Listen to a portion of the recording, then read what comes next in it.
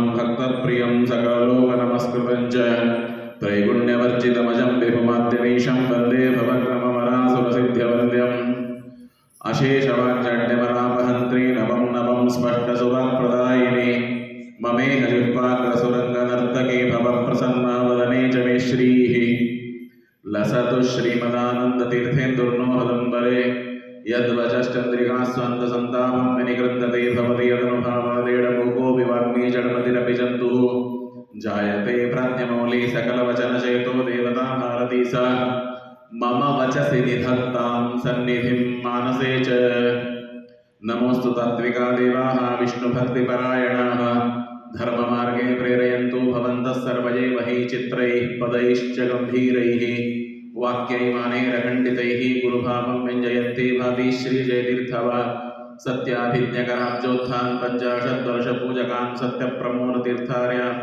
नौमिन्यायसुधारतान् शास्त्रेषु बालविश्वानं शास्त्रज्ञेषु च वत्सलं दीनभक्तोद्धारकरं सत्यात्मानं गुरुं भजे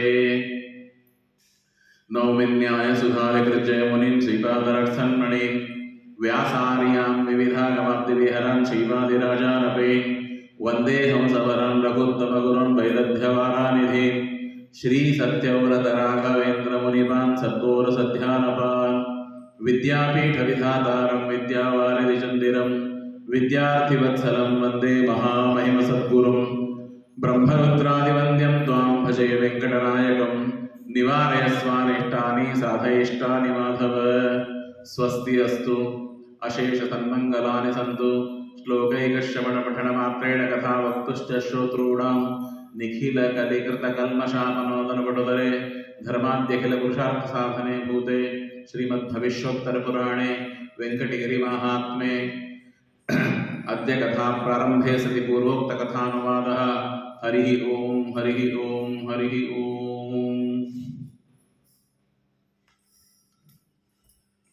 ಶ್ರೀ ಗುರುಭ್ಯೋ ನಮಃ ಹರಿ ಓಂ. ನಿನ್ನೆ ದಿವಸ ನಾವು ಭಗವಂತ ಕೊರವಂಜಿಯ ವೇಷದಲ್ಲಿ ಬಂದು ಆಕಾಶರಾಜನ ಮಡದಿಯಾದ ಧರಣಿ ದೇವಿ ಹತ್ರ ಬಂದು ಕನ್ಯಾದಾನದ ಸಂಕಲ್ಪವನ್ನು ಮಾಡಿಸಿಕೊಂಡು ಸ್ವಲ್ಪ ಹೊತ್ತಿನಲ್ಲಿ ಒಬ್ಬ ವಯೋವೃದ್ಧಳಾದ ಹೆಣ್ಮಗಳು ಬರ್ತಾಳೆ. ಅವಳು ಕೂಡ ಕನ್ಯಾ ಅಪೇಕ್ಷೆಯನ್ನು ಇಟ್ಕೊಂಡು ಬರ್ತಾಳೆ. ನನ್ನ ವಾಕ್ಯ ಇದು ಸತ್ಯವಾಗದೇ ಇದ್ರೆ ನೋಡು ಅಂತ ಪರಮಾತ್ಮನೇ ಎಲ್ಲವೂ ತಾನೇ ನಿಯೋಜನೆ ಮಾಡಿ ಬಕುಲಾದೇವಿಗೆ ಕಳಿಸಿದ್ದು ತಾನೇ, ಕೊರವಂಜಿಯ ವೇಷವನ್ನು ಧಾರಣೆ ಮಾಡಿ ಬಂದಿದ್ದು ತಾನೇ. ಅದಕ್ಕೆ ಭಗವದ್ಗೀತೆಯಲ್ಲಿ ದೇವರಿಗೆ ಕೊನೆಯ ಶ್ಲೋಕ ಇದೆ ನೋಡಿ, ಯತ್ರ ಯೋಗೇಶ್ವರ ಕೃಷ್ಣ ಯತ್ರ ಪಾರ್ಥೋ ಧನುರ್ಧರ ಅಂತ. ಆ ದೇವರಿಗೆ ಯೋಗೇಶ್ವರ ಅಂತ ಹೇಳ್ತಾರೆ. ಯಾಕೆ ಅಂದರೆ ಇದೆಲ್ಲವೂ ಯೋಗೇಶ್ವರನೇ. ಯೋಗ ಅನ್ನೋ ಶಬ್ದಕ್ಕೇನು? ಬಕುಲಾದೇವಿಗೆ ಧರಣಿ ದೇವಿಗೆ ಭೇಟಿ ಮಾಡಿಸುವುದು ಇದೆಯಲ್ಲ, ಅದು ಯೋಗ.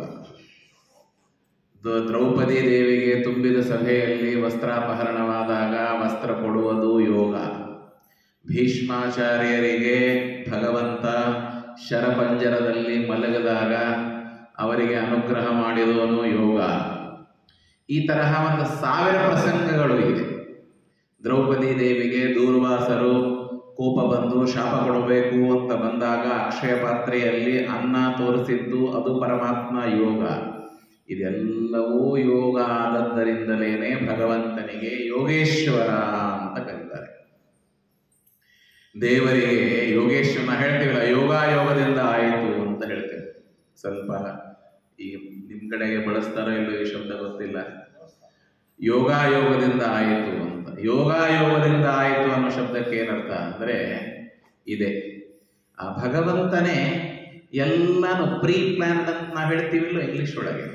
ದೇವರ ಎಲ್ಲಾನು ಪೂರ್ವ ನಿಯೋಜಿತ ಕಾರ್ಯಕ್ರಮ ಇರುತ್ತೆ, ಎಲ್ಲವೂ ಸಿದ್ಧವಾಗಿರುತ್ತೆ. ಅದಕ್ಕೆ ಭಗವಂತ ಅರ್ಜುನನಿಗೆ ಹೇಳಿದ್ದು ಕೊನೆಗೆ ಅಷ್ಟೇ, ಏನು ಅಂತಂದರೆ ನಿಮಿತ್ತ ಮಾತ್ರಂ ಭವ ಸವ್ಯಸಾಚಿ. ಅರ್ಜುನ ಹೇಳ್ತಾನೆ, ಎಲ್ಲ ದ್ರೋಣಂಚ ಭೀಷ್ಮಂಚ ಜಯದ್ರಥಂಚ ಇಂಥ ಮಹಾ ಎಲ್ಲ ಯೋಧ ಜನರಿದ್ದಾರೆ. ಭೀಷ್ಮಾನಪಿ ಯೋದ್ಧ ವೀರಾನ್, ಅಂಥವರನ್ನು ನಾನು ಹೇಗೆ ಕೊಲ್ಲಬಹುದು? ಎಲ್ಲರಿಗಿಂತ ದೊಡ್ಡವರು ಭೀಷ್ಮ ಪಿತಾಮಹ, 520 ವರ್ಷ ಕೇವಲ ವಿದ್ಯಾಭ್ಯಾಸ ಮಾಡಿದ್ದಾರೆ. ಅವರ ಎಕ್ಸ್ಪೀರಿಯನ್ಸ್ ಏನು, ಅವರ ಯುದ್ಧ ಆಡೋ ಕೌಶಲ್ಯ ಏನು, ನಾನು ಹೇಗೆ ಯುದ್ಧ ಆಡಬಹುದು ಅಂತ ಬಂದಾಗ ಪರಮಾತ್ಮ ಒಂದೇ ಮಾತು ಹೇಳ್ತಾನೆ, ಯಾವಾಗ ನೀನು ಇದನ್ನು ನಾನು ಮಾಡ್ತಾ ಇರ್ತೀನಿ ಅಂತ ತಿಳ್ಕೊತೀಯಲ್ಲ, ಅವಾಗ ನೀನು ಸೋಲ್ತಿ ಅಂತ ಹೇಳ್ತಾನೆ ಪರಮಾತ್ಮ. ಯಾವ ಕೆಲಸ ಮನುಷ್ಯ ನಾನು ಮಾಡ್ತೇನೆ ಅಂತ ಹೋಗ್ತಾನೆ, ಅಲ್ಲಿ ಫೇಲ್ಯೂರ್ ಬರುತ್ತೆ ಅವನಿಗೆ. ಯಾವಾಗ ನಾನು ಈ ಕೆಲಸ ನಾನಲ್ಲ ದೇವರು ಮಾಡಿಸ್ತಾನೆ ಅಂತ ಮನಸ್ಸಿನೊಳಗೆ ಬರುತ್ತೋ, ಆವಾಗ ಅವನು ಅದು ಹೇಗೋ ಕೆಲಸ ಮುಗಿದು ಹೋಗ್ಬಿಡುತ್ತೆ. ಇಡೀ ಕುಟುಂಬದ ಜವಾಬ್ದಾರಿ ನನಗಿದೆ, ಕುಟುಂಬ ರಕ್ಷಣೆ ನಾನು ಮಾಡಬೇಕು, ಮಕ್ಕಳಿಗೆ ನಾನು ಓದಿಸ್ಬೇಕು, ನಾನು ಎಲ್ಲ ಮಾಡಬೇಕು, ಮನೆ ನಾನು ಕಟ್ಟಬೇಕು, ಹಣ ಕಳಿಸ್ಬೇಕು, ಏನು ಮಾಡೋದಿಲ್ಲ. ದೇವರ ಅರ್ಜುನನಿಗೆ ಹೇಳಿದ್ದು ಅದೇ, ಮಯಾ ಹತಸ್ತ್ವಂ, ಇವರೆಲ್ಲರೂ ಸತ್ತಿದ್ದಾರೆ. ಜಹಿಮಾ ವ್ಯತಿಷ್ಠ ಯುದ್ಧಸ್ವ ಜೇತಾಸಿ ರಣೇ ಸಪತ್ನ, ನೀನು ಯುದ್ಧದಲ್ಲಿ ಗೆಲ್ತೀಯ, ನೀನು ಕೇವಲ ಏನು ಮಾಡಬೇಡ, ನಿಮಿತ್ತ ಮಾತ್ರ ಭವ ಸವ್ಯ ಸಾಚಿನ. ನಾನು ರಥದಲ್ಲಿ ಕೂತ್ಕೊಂಡಿದ್ದೇನೆ, ರಥ ನಾನೇ ತುಳಿತಾ ಇದ್ದೇನೆ, ನೀನು ಕೇವಲ ನಿಮಿತ್ತ, ನಿನಗೆ ಒಂದು ಕೀರ್ತಿಯನ್ನು ತಂದುಕೊಡಬೇಕು ಅನ್ನೋದಕ್ಕಾಗಿ ನೀನು ಕೈಯಲ್ಲಿ ಬಿಲ್ಲು ಬಾಣನ್ನ ಇಟ್ಟುಕೋ, ಧನುಷ್ಯವನ್ನ ಇಟ್ಟುಕೊಂಡು ನೀನು ಏನು ಮಾಡು, ಆ ಬಾಣವನ್ನು ಬಿಡು, ಎಲ್ಲರೂ ಸಾಯ್ತಾರೆ. ವಿರಾಟ ಪರ್ವದಲ್ಲಿ ಉತ್ತರ ಕುಮಾರನಿಗೆ ಅರ್ಜುನ ಸಂಮೋಹನಾಸ್ತ್ರವನ್ನ ಬಿಟ್ಟು ಭೀಷ್ಮಾದಿಗಳಿಗೆ ಎಲ್ಲ ಮೂರ್ಛಿತರಾಗಿ ಬಿದ್ದಾಗ ಉತ್ತರ ಕುಮಾರ ಹೇಳ್ತಾನೆ, ನನಗೆ ಅವ್ರ ಮೈ ಮೇಲೆ ಇರುವ ಉಪ್ಪರಣಿ ಅಂತ ಬಟ್ಟೆ ಉತ್ತರಿಯ ವಸ್ತ್ರ ಬೇಕು ಅಂತ ಹೇಳಿದಾಗ ಅರ್ಜುನ ಹೇಳ್ತಾನೆ, ಹೋಗು ಯಾರ್ಯಾರ್ದು ಬೇಕು ಎಲ್ಲ ತಗೊಂಡು ಗಂಟು ಹಾಕೊಂಡು ಬಾ ಅಂತ ಹೇಳ್ತಾನೆ. ಸಂಮೋಹನಾಸ್ತ್ರದಿಂದ ಎಲ್ಲ ಮಾಡಿದ ಮೇಲೆ ಹೇಗೆ ಉತ್ತರ ಕುಮಾರ ಹೋಗಿ ಅವರೆಲ್ಲ ತೆಗೆದುಕೊಂಡು ಬಂದು ವಸ್ತ್ರ ಮನೆಗೆ ಬಂದು, ಇವರೆಲ್ಲ ಭೀಷ್ಮಾಚಾರ್ಯ ವಸ್ತ್ರ, ಕರ್ಣನ ವಸ್ತ್ರ, ಅವ್ರದ್ದು ಇವ್ರದ್ದು ಅಂತೆಲ್ಲ ತರ್ತಾನೆ. ಓಹೋ ಎಂಥ ಪೌರುಷಪ್ಪ ನಿಂದು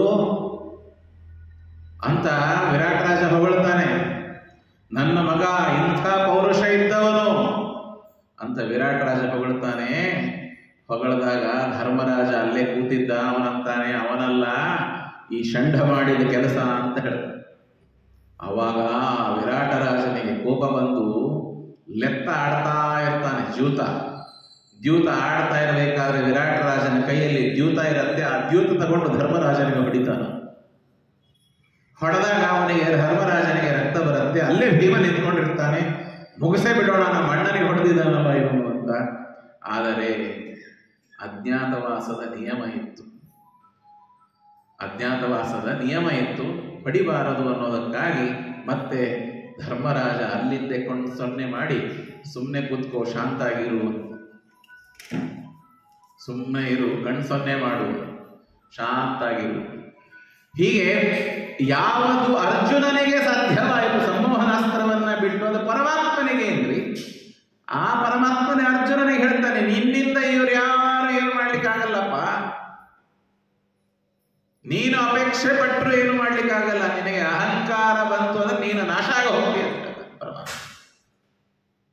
ನಿನಗೆ ಅಹಂಕಾರ ಬಂತು, ನಾನು ಮಾಡ್ತೇನೆ ಅಂತ ಯಾವಾಗ ಬರುತ್ತಲ್ಲ ನೋಡಿ, ಜೀವನದಲ್ಲಿ ಬೇಕಾದಷ್ಟು ಕೆಲಸಗಳು ಇದೆ.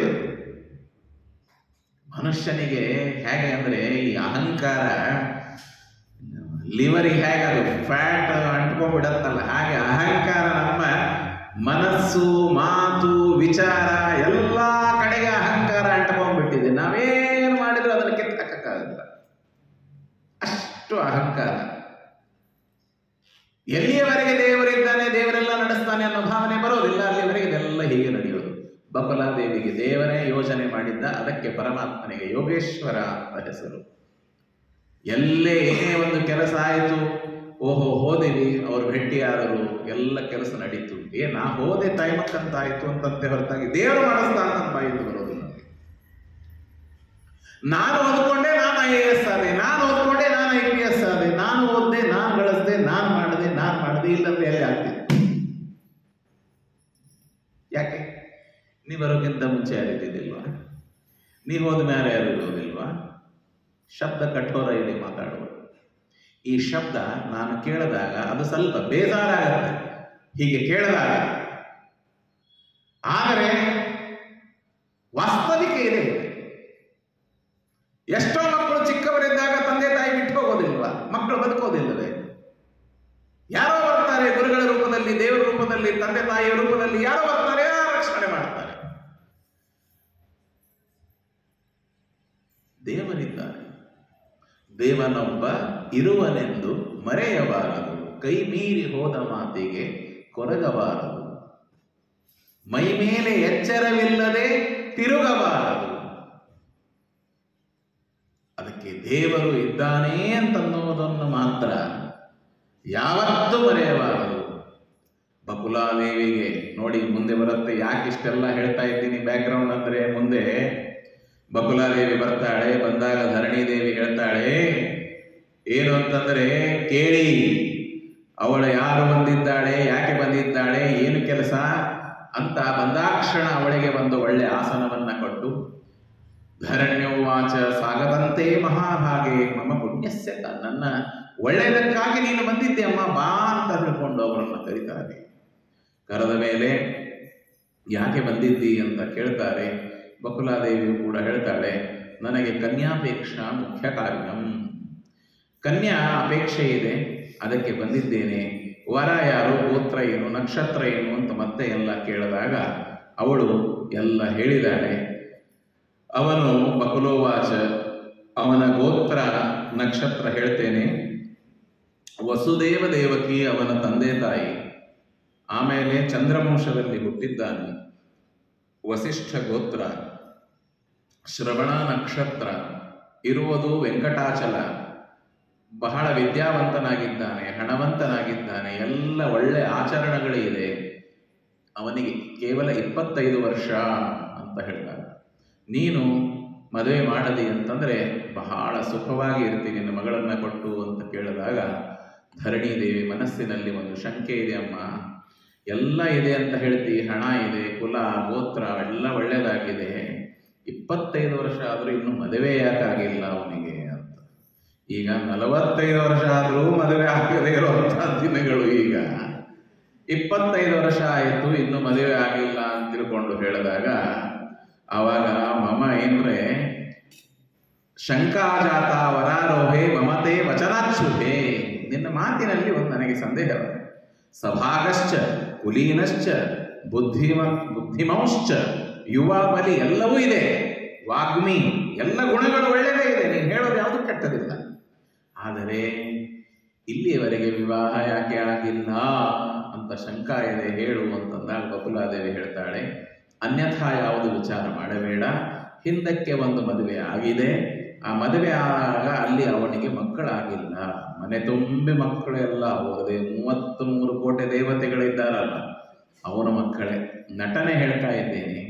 ಆವಾಗ ಈ 2ನೇ ಮದುವೆ ಮಾಡಬೇಕು ಅಂತಿದೆ, ಬೇರೆ ಯಾವ ತರಹದ ವಿಚಾರ ಮಾಡಬೇಡ ಅಂತ ತಿಳ್ಕೊಂಡು ಹೇಳಿದಾಗ ಆಯಿತು. ಧರಣಿದೇವಿ ರಾಣಿ ರಾಜನ ಹತ್ರ ಹೋಗಿ ಕನ್ಯಾಪೇಕ್ಷೆಯನ್ನ ಇಟ್ಕೊಂಡು ವೆಂಕಟಾಚಲದಿಂದ ಒಬ್ಬ ವಯೋವೃದ್ಧೆ ಬಂದಿದ್ದಾಳೆ. ಅವಳು ಕುಲ ಗೋತ್ರ ನಕ್ಷತ್ರ ಎಲ್ಲವನ್ನು ಕೂಡ ಹೇಳಿದ್ದಾಳೆ. ಬ್ರಾಹ್ಮಣರನ್ನ ಕರೆಸಿ ನಾವು ವಿಚಾರ ಮಾಡಬೇಕು ಅಂತ ತಿಳ್ಕೊಂಡು ಹೇಳಿದಾಗ ಬಹಳ ಸಂತೋಷವಾಗಿ ಆಕಾಶರಾಜ ತಕ್ಷಣ ತಾನು ಬಕುಲಾದೇವಿ ಹತ್ರ ಬಂದು ಅವಳಿಗೂ ಕೂಡ ಸಂತೋಷವಾಗಿ ಸ್ವಾಗತವನ್ನ ಕೋರಿ, ಅಹೋ ಮಂಗಲಮಸ್ಮಾಕಂ ಸಂಪ್ರಾಪ್ತಂ ಪುರಜನ್ಮತಃ, ನೀನು ಬಂದದ್ದು ಬಹಳ ಒಳ್ಳೆಯದಾಗಿದೆ, ನನ್ನ ಪಿತೃಗಳಿಗೆ ಮುಕ್ತಿಯಾಗತ್ತೆ ಅಂತ ಈ ತರಹ ಎಲ್ಲ ಭಾವನೆಯಿಂದ ಅವಳಿಗೆ ಕೊಂಡಾಡಿ ಆ ಮದುವೆಯ ಉತ್ಸವವನ್ನ ನಾನು ಯಾವಾಗ ನೋಡ್ತೇನೆ ಅಂತ ನಾನು ಕಾಯ್ತಾ ಇದ್ದೇನೆ. ರಾಜೋವಾಚ ಭದ್ರೇ ದುಃಖಂ ಮನಸ್ತಂತೆ ತ್ಯಜ ಶೀಘ್ರಮತಂದ್ರಿತಃ, ಮಗಳ ಹತ್ರ ಬಂದು ಏನು ಯೋಚನೆ ಮಾಡಬೇಡ, ನಿನ್ನ ಮನಸ್ಸಿನಲ್ಲಿರೋ ದುಃಖವನ್ನು ಬಿಟ್ಟು ಬಿಡು ಅಂತ ತಿಳ್ಕೊಂಡು ಇನ್ನು ವಿಳಂಬ ಮಾಡೋದು ಬೇಡ. ರಾಜ ಹೇಳ್ತಾನೆ, ತಸ್ಮೈ ದಾಸ್ಯಾಮಿ ಕೃಷ್ಣಾಯ ಶ್ರೀನಿವಾಸಾಯ ಭಾಮಿನಿ. ರಾಜನೂ ಕೂಡ ಸಂಕಲ್ಪ ಮಾಡ್ತಾ ಇದ್ದಾನೆ, ಆ ಶ್ರೀನಿವಾಸನಿಗೆ ನನ್ನ ಮಗಳಾದ ಪದ್ಮಾವತಿಯನ್ನು ಕೊಟ್ಟು ನಾನು ಮದುವೆಯನ್ನ ಮಾಡ್ತೇನೆ. ಪ್ರೇಷಯಾಮಾಸ ರಾಜೇಂದ್ರ. ಆವಾಗ ತನ್ನಷ್ಟಕ್ಕೆ ತಾನೆಲ್ಲ ಮಾಡುವಂತೆ ಇಲ್ಲ, ಈಗೆಲ್ಲ ಏನಿಲ್ಲ, ಆ್ಯಪ್ ಬಂದಿದೆ, ಆ್ಯಪ್ದೊಳಗೆ ಹುಡುಗ ಹುಡುಗಿ ಕುಂಡ್ಲಿ ಹಾಕ್ತಾರೆ, ಟ್ಯಾಲಿ ಮಾಡಿಬಿಡ್ತಾರೆ, ಪುರೋಹಿತರು ಆನ್ಲೈನ್ ಬರ್ತಾರೆ, ಮದುವೆನೂ ಆನ್ಲೈನ್ ಆಗತ್ತೆ, ಅಪ್ಪ ಬೇಡ ಅಮ್ಮ ಬೇಡ, ಎಲ್ಲೋ ಒಂದು ಕಡೆಗೆ ಒಂದು ಪಾರ್ಟಿ, ಅದು ಆನ್ಲೈನೇ. ನನಗೆ ಒಂದು 10 ವರ್ಷದೊಳಗೆ ಯಾರೋ 15 ವರ್ಷದೊಳಗೆ ವಾಟ್ಸಪ್ಪಲ್ಲಿ ಮದುವೆ ಪತ್ರಿಕೆ ಕಳಿಸಿದ್ರು. ಏನ್ರಿ, ತುಂಬಾ ಬೇಕಾದವ್ರ ಹತ್ರ. ಆವಾಗ 1000 ರೂಪಾಯಿ ನೋಟ್ ಇತ್ತಿನು. ನಾನು ಒಂದು 1000 ರೂಪಾಯಿ ಫೋಟೋ ಹೊಡೆದು ವಾಟ್ಸಪ್ ಮಾಡಿಬಿಟ್ಟಿದೆ, ತಗೋಪ್ಪ. ಇದೇ ಊರದವರು ಏನ್ರಿ, ಬಹಳ ಬೇಕಾದವರು 1000 ರೂಪಾಯಿ ನೋಟ್ ಇಟ್ಟು ಫೋಟೋ ಹೊಡೆದು ವಾಟ್ಸಪ್ ಮಾಡಿ ಇಟ್ಕೋಪ್ಪ. ಹೀಗೆ ರಾಜನಿಗೆ ಎಷ್ಟು ಸಂತೋಷವಾಗಿದೆ. ರಾಜೋವಾಚ, ಒಂದು ಪುರೋಹಿತರನ್ನ ಕರೆಯಬೇಕು. ಯಾವುದೇ ಒಂದು ಒಳ್ಳೆಯ ಕೆಲಸ ಮಾಡಬೇಕಾದರೆ ಮೊದಲು ಪುರೋಹಿತರಿಗೆ ನಾವು ಹೋಗಿ ಕರೆಯಬೇಕು ಅಂತ ರಾಜ ಏನ್ ಮಾಡ್ತಾನೆ, ತನ್ನ ತಮ್ಮನಾದ ತೊಂಡಮಾನನಿಗೆ ಕರೆದು, ತವಾಜ್ಞೆಯ ಕರಿಷ್ಯಾಮಿ ವಿವಾಹದ್ದು ವಿಕರ್ಮವ, ನಿಮ್ಮ ಆಜ್ಞೆಯಿಂದ ನನ್ನ ಮಗಳ ಮದುವೆಯನ್ನ ಮಾಡಬೇಕು ಅಂತ ವಿಚಾರ ಮಾಡ್ತಾ ಇದ್ದೇನೆ. ನೀವು ಬೃಹಸ್ಪತ್ಯಾಚಾರ ಬಂದು ಬರ್ತಾರೆ. ಬೃಹಸ್ಪತ್ಯಾಚಾರ್ಯರು ಬಂದಾಗ ಅವರಂತಾರೆ, ನಾನು ಭೂಲೋಕಕ್ಕೆ ಆಗೊಮ್ಮೆ ಈಗೊಮ್ಮೆ ಬರ್ತಾ ಇರ್ತೀನಿ, ಯಾವಾಗಲೂ ಇಲ್ಲೇ ಇರುವುದಿಲ್ಲ. ಇಲ್ಲಿ ಇರೋರು ಶುಕಾಚಾರ್ಯರು, ಅವರಿಗೆ ಶುಕೋಸ್ತಿ ವ್ಯಾಸತನಯ ಶ್ರೀನಿವಾಸ ಪರಾಯಣ, ಅವನನ್ನು ಕರೆದರೆ ನಿಮಗೆ ಎಲ್ಲ ವಿಷಯವು ಗೊತ್ತಾಗುತ್ತೆ, ಅದಕ್ಕೆ ಅವರನ್ನು ಕರೆಯಬೇಕು ಅಂತ ತಿಳ್ಕೊಂಡು ಹೇಳಿದಾಗ ತನ್ನ ತಮ್ಮ ತೊಂಡಮಾನ ಅವನಿಗೆ ಕರೀತಾರೆ. ಕರೆದು ಬೇಗನೆ ಹೋಗಿ ಶುಕಾಚಾರ್ಯರಿಗೆ ಕರೆದುಕೊಂಡು ಬಾ ಅಂತ. ಈ ಕಡೆಗೆ ಅವನು ಹೋಗಿದ್ದಾನೆ. ಶುಕಾಚಾರ್ಯರು ತುಂಬ ವಿರಕ್ತ ಶಿಖಾಮಣಿಗಳು. ಅಂಥವರು ಹೋದಾಕ್ಷಣ ಹೇಳಿದ್ದಾರೆ, ತೊಂಡಮಾನ ರಾಜ ಕರಿತಾ ಇದ್ದಾನೆ, ಆಕಾಶ ರಾಜ ಮಗಳ ಮದುವೆಯ ವಿಚಾರವನ್ನ ನಿಮ್ಮ ಹತ್ರ ಮಾಡಬೇಕು, ಎಲ್ಲ ವಿಷಯವನ್ನು ಹೇಳಿದ ಮೇಲೆ ಅವರು ಮೊದಲನೇ ರಿಯಾಕ್ಷನ್, ಸ್ನಾನಕ್ಕೆ ಹೋಗ್ತಾ ಇದ್ರು, ಏನೋ ಒಂದು ಕಮಂಡಲು ಇತ್ತು ಕೈ ಒಳಗೆ, ಅದನ್ನು ಹೊಡೆದ್ಬಿಟ್ಟು ನೆಲದ ಮೇಲೆ. ಇದು 2 ಸಲ ಆಗೋದು.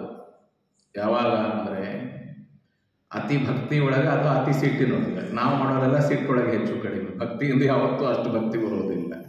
ಶುಕಾಚಾರ್ಯರು ಭಿಂದನ್ ಕಮಂಡಲು ಏನ್ ಮಾಡ್ತಾರೆ, ಕಮಂಡಲವನ್ನು ಹೊಡಿತಾರೆ. ರಾಜನ್ ಛಿಂದನ್ ಕೃಷ್ಣ ಮೃಗತ್ವಚ, ಮೈ ಮೇಲಿರುವ ಮೃಗ ಚರ್ಮ ಕೃಷ್ಣಾಜಿನ ಅದನ್ನು ಹರಿದು ಹಾಕ್ತಾರೆ.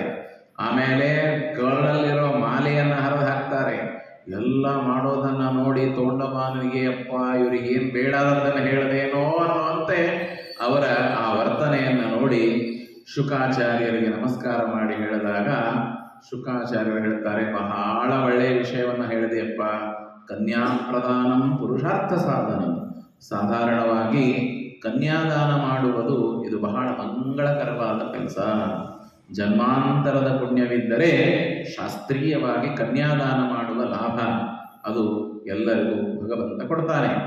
ಈಗ ಆಕಾಶರಾಜನ ಮನೆಯಲ್ಲಿ ಶ್ರೀನಿವಾಸನಿಗೆ ತನ್ನ ಮಗಳಾದ ಪದ್ಮಾವತಿಯನ್ನ ಕೊಟ್ಟು ಮದುವೆಯನ್ನ ಮಾಡ್ತಾ ಇದ್ದಾರೆ ಅಂತ ಕೇಳಿ, ಆ ಮದುವೆಗೆ ನನ್ನನ್ನು ಸೇರಿಸ್ತಾ ಇದ್ದಾರೆ, ನನಗೂ ಕೂಡ ಒಂದು ಭಾಗ ಸಿಗ್ತಾ ಇದೆ ಸೇವೆ ಮಾಡೋದಕ್ಕಾಗಿ ಅಂತ ಹೇಳಿದಾಗ ಸಂತೋಷವಾಗಿ ಮತ್ತೆ ಅಲ್ಲಿ ಪದ್ಮ ಸರೋವರಕ್ಕೆ ಹೋಗಿ ಸ್ನಾನ ಮಾಡಿ ಹೊಸದಾದ ದರ್ಭೆಗಳನ್ನು ಹರಿದು ಅದರಿಂದಲೇನೆ ಕಿರೀಟ ಮಾಡಿಕೊಂಡು ಮೈ ಮೇಲೆ ಹಾಕೊಳ್ಳಿಕ್ಕೆ ಒಂದು ಇದನ್ನು ಮಾಡಿಕೊಂಡು ಬಟ್ಟೆ ಮಾಡಿಕೊಂಡು ಪಾದುಕೆಗಳನ್ನ ಎಲ್ಲವನ್ನು ಕವಚಂ ಕಲ್ಪಯಾಮಾಸ, ಒಂದು ಕವಚ ಮಾಡಿದ್ದಾರೆ, ತುಳಸಿ ಮಾಲೆಯನ್ನು ಮಾಡಿಕೊಂಡಿದ್ದಾರೆ. ಎಲ್ಲ ಮಾಡಿಕೊಂಡು ತಯಾರಾಗಿ ಒಳ್ಳೆ ಶುಕಾಚಾರ್ಯರು ರಾಜನ ಕಡೆಗೆ ಹೋಗಬೇಕು, ಹಾಗೆ ಭೇಟಿಯಾಗಲಿಕ್ಕಂತ ಅವರು ಹೋಗಿದ್ದಾರೆ. ಶುಕಾಚಾರ್ಯರು ಬರುವುದನ್ನು ನೋಡಿ ಚತುರಂಗ ಸೈನ್ಯದಿಂದ ಕೂಡಿಕೊಂಡು ರಾಜ ಬಂದು ಅವರು ಶುಕಾಚಾರ್ಯರಿಗೆ ಸ್ವಾಗತವನ್ನು ಮಾಡಿದ್ದಾರೆ. ಯಾರೋ ಒಂದ್ಸಲ ಕೇಳಿದ್ರು, ಶುಕಾಚಾರ್ಯರು ವಿರಕ್ತರು, ರಾಜ ಚತುರಂಗ ಸೈನ್ಯ ಯಾಕೆ ತಗೊಂಡು ಹೋದ ಅವ್ರು ಕರೀಲಿಕ್ಕೆ? ಅದಕ್ಕೆ ಮಂತ್ರಿ ಒಬ್ಬ ಯಾವನೋ ಗೊತ್ತಿಲ್ಲ, ಮುಂದಿನ ಸಲ ಗೆಲ್ತಾನೋ ಇಲ್ಲ, ಅವ ಹೊಂಟ್ರೆ 20 ಕಾಲದಿಂದ ಮುಂದೆ ಹೋಗ್ತಾವ. ಅದು ಆ ಪದವಿಗೆ ಅದು ಶೋಭ. ಪ್ರಧಾನಮಂತ್ರಿ ಹೋದ್ರೆ ಒಂದು 50 ಗಾಡಿ ಹಿಂದೆ ಮುಂದೆ ಹೋಗ್ತಾವ. ಆ ವ್ಯಕ್ತಿಗೆ ಮರ್ಯಾದೆ ಅಲ್ಲ, ಆ ಪದವಿಗೆ, ಅದಕ್ಕೆ ಅದು ಮರ್ಯಾದೆ.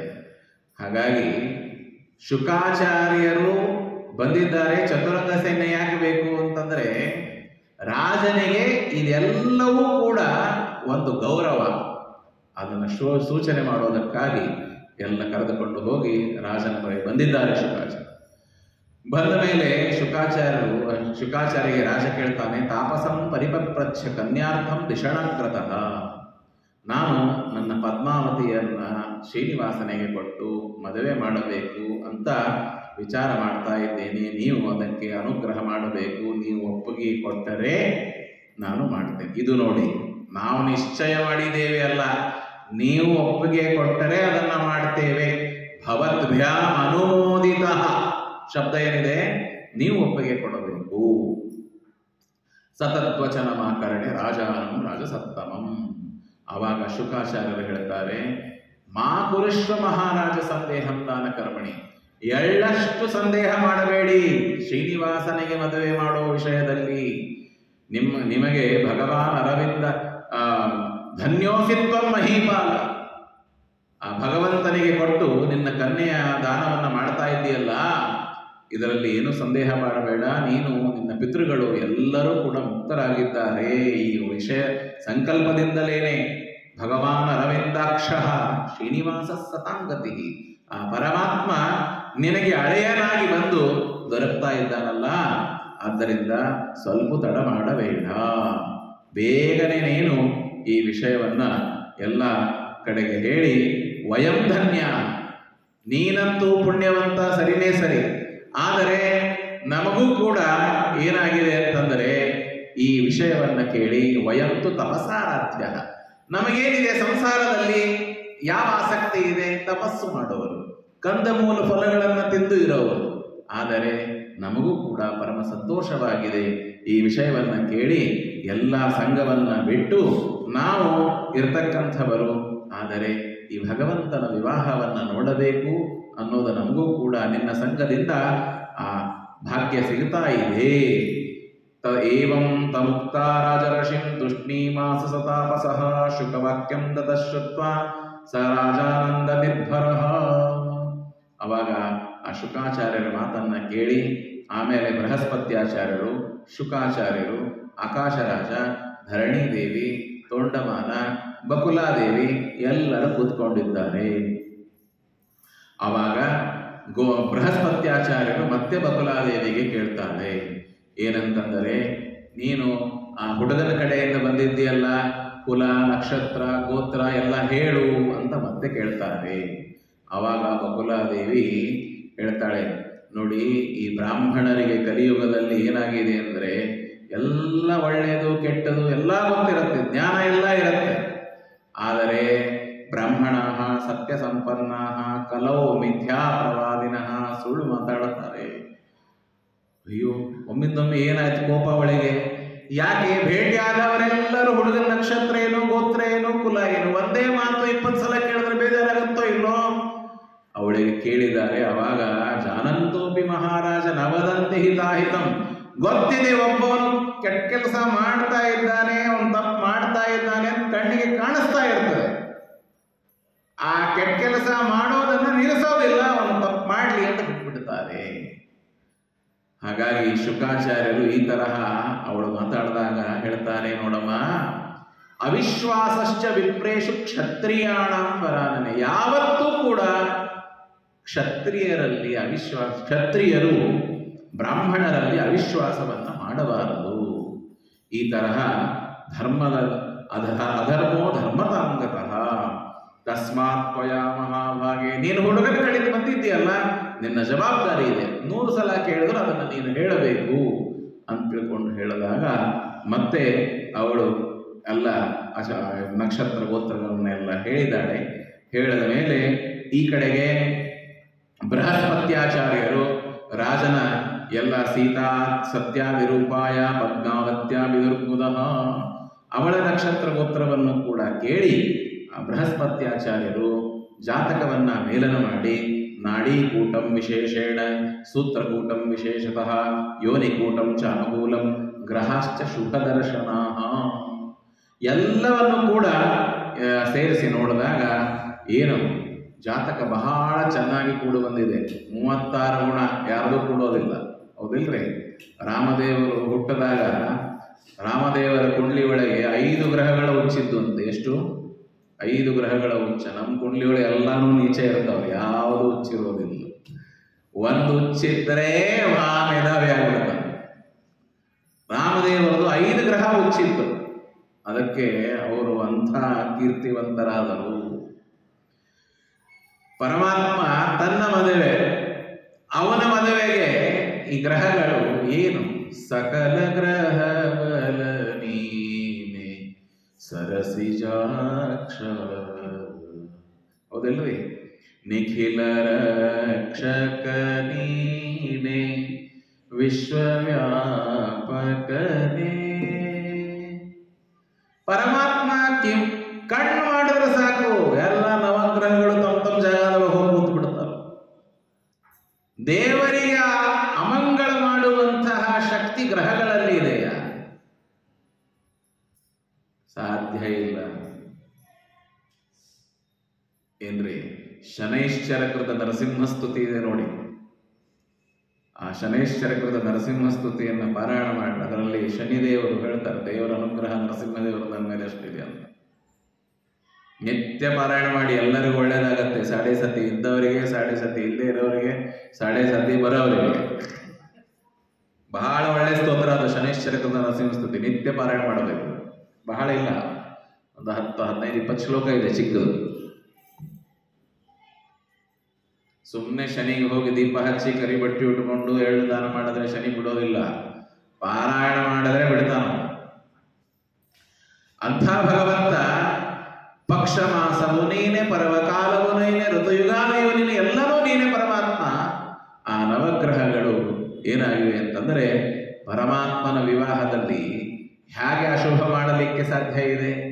ಆದ್ದರಿಂದ ಸರ್ವಂ ವಿಚಾರ್ಯ ಭೂಪಾಲ ಸ್ವಾರ್ಯಭಾವಂ ಸಮಾಶ್ರಿತ. ಎಲ್ಲವೂ ಕೇಳಿ ಆದ ಮೇಲೆ ಬೃಹಸ್ಪತ್ಯಾಚಾರ್ಯರ ಮಾತನ್ನ ಕೇಳಿ ರಾಜ ಪರಮ ಭಕ್ತಿಯಿಂದ ನಮಸ್ಕಾರವನ್ನ ಮಾಡಿ ಗುರುಗಳಿಗೆ ಎಲ್ಲ ಜ್ಞಾತಿ ಬಾಂಧವರಿಂದ ಕೂಡಿಕೊಂಡು, ಇನ್ನ ಮೇಲೆ ನಾನು ವಿಚಾರವನ್ನ ಮಾಡಿ ಕನ್ಯಾದಾನವನ್ನ ಮಾಡಬೇಕು ಅಂತ ತಿಳ್ಕೊಂಡು ಹೇಳಿ, ಸರ್ವೇ ತೇ ಸರ್ವೇ ಬಂಧು ವರ್ಗಾಶ್ಚ, ಆ ಬಾಂಧವರಿಗೆ ನಮಸ್ಕಾರ ಮಾಡಿ ಎಲ್ಲರಿಗೂ ಹೇಳಿದಾಗ ರಾಜನಿಗೆ ಅವರು ಕೂಡ ಆಗಲಿ ಅಂತ ಸಭಾಂಚ ಕಾರಯಾಮಾಸ ರತ್ನಸಿಂಹಾಸನೆ ಸ್ಥಿತ. ಒಂದು ಸಭೆ ಕರೆದು ರಾಜ ಎಲ್ಲರಿಗೂ ಕೂಡ ಹೇಳ್ತಾನೆ. ರಾಜೋವಾಚ ಪದ್ಮಾವತೀಂ ಪ್ರದಾಸ್ಯಾಮಿ ಶ್ರೀನಿವಾಸಾಯ ಶಾರ್ಂಗಿಣಿ. ನನ್ನ ಮಗಳಾದ ಪದ್ಮಾವತಿಯನ್ನು ಶ್ರೀನಿವಾಸನಿಗೆ ಕೊಟ್ಟು ಮದುವೆ ಮಾಡ್ತೀನಿ ಅಂತ ರಾಜ ಈ ತರಹ ಪ್ರತಿಜ್ಞಾ ಮಾಡ್ತಾನೆ. ಆವಾಗ ರಾಜ ಮತ್ತೆ ಬೃಹಸ್ಪತ್ಯಾಚಾರ್ಯರಿಗೆ, ಶುಕಾಚಾರ್ಯರಿಗೆ ಕೇಳ್ತಾನೆ, ಇನ್ನು ಮುಂದೆ ಏನು ಮಾಡಬೇಕು? ನೋಡ್ರಿ, ಯಾವ ಮದುವೆ ಆಗೋದಿದೆ ಅಲ್ಲಿ ವರನಿಗೆ ಗೊತ್ತಿಲ್ಲ, ವರ ಇಲ್ಲೇ ಇಲ್ಲ, ಮದುವೆ ನಿಶ್ಚಯ ಆಗ್ಬಿಡ್ತು. ಕಿಂ ಬೃಹಸ್ಪತಿರುವಾಚ. ಅವಾಗ ಬೃಹಸ್ಪತ್ಯಾಚಾರ್ಯ ಹೇಳ್ತಾರೆ, ಮುಂದೆ ಇನ್ನೇನಿಲ್ಲ, ಒಂದು ಪತ್ರವನ್ನ ಬರೀ. ಪತ್ರ ಬರೆದು ಆ ಹುಡುಗನಿಗೆ, ಶ್ರೀನಿವಾಸನಿಗೆ ನಿನ್ನ ವಿಷಯವನ್ನ ತಿಳಿಸಿ, ಪತ್ರ ವಿಲಿಖ್ಯ ಪತ್ರಿಕಾಂ ರಾಜನ್ ಶ್ರೀನಿವಾಸಾಯ ವಿಷ್ಣವೇ ವಿಪ್ರಂ ಪ್ರೇಷಯ ರಾಜೇಂದ್ರ ತಸ್ಯಾಗಮನ ಕಾಂಕ್ಷಣ. ಬ್ರಾಹ್ಮಣನ ಕಡೆಯಿಂದ ಈ ಪತ್ರಿಕೆಯನ್ನು ಕಳಿಸು ಅಂತ ಅವಾಗ ಹೇಳ್ತಾರೆ. ಯಾರು ಹೋಗಬೇಕು? ಅವಾಗ ಗುರುಪದಿಷ್ಟ ಮಾರ್ಗೇಣ ಬೃಹಸ್ಪತ್ಯಾಚಾರ್ಯರು ಕೂತು ಪತ್ರ ಬರೆಸ್ತಾರೆ.